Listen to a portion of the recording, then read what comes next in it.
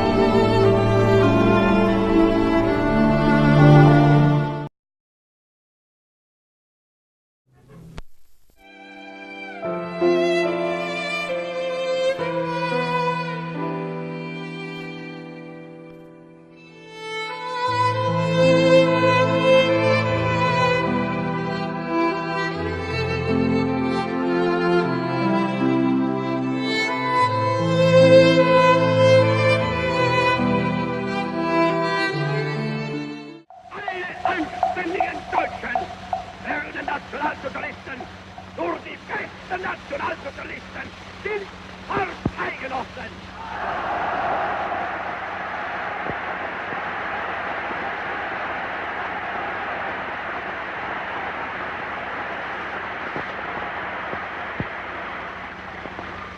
Nur dann, wenn wir in der Partei durch unser aller Zutun die höchste Verkörperung des nationalsozialistischen Gedankens und Wesens verwirklichen, wird sie eine ewige und unzerstörbare Säule des deutschen Volkes und Reiches sein.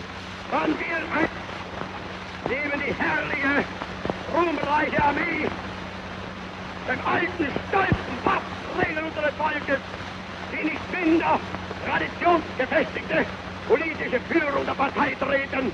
Und dann werden diese beiden Einrichtungen gemeinsam den deutschen Menschen erziehen und festigen und auf ihren Schultern tragen den deutschen Staat, das Deutsche Reich.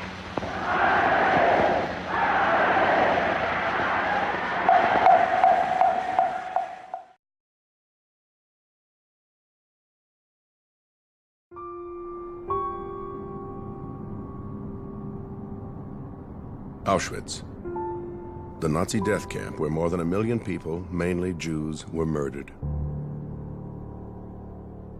People with families and friends. Ordinary people robbed of their future. Each had their own unique story of how they came to be at Auschwitz. Only a minority survived.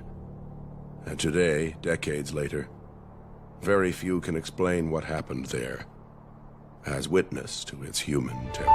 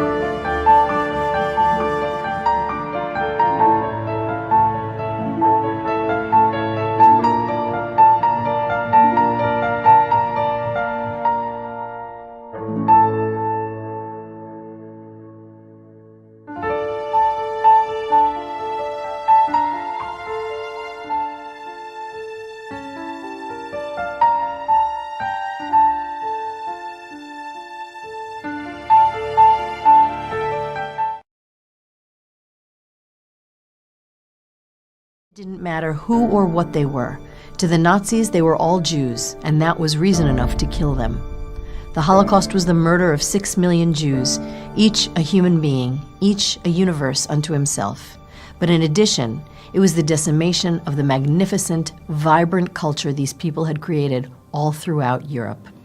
It is necessary to understand not just how they died, but how they lived. By taking this glimpse into their life, culture, and the spirit of the world they lived in, we can give them back their names and their faces. This will help in understanding the magnitude of the tragedy and will ensure that the victims are not forgotten.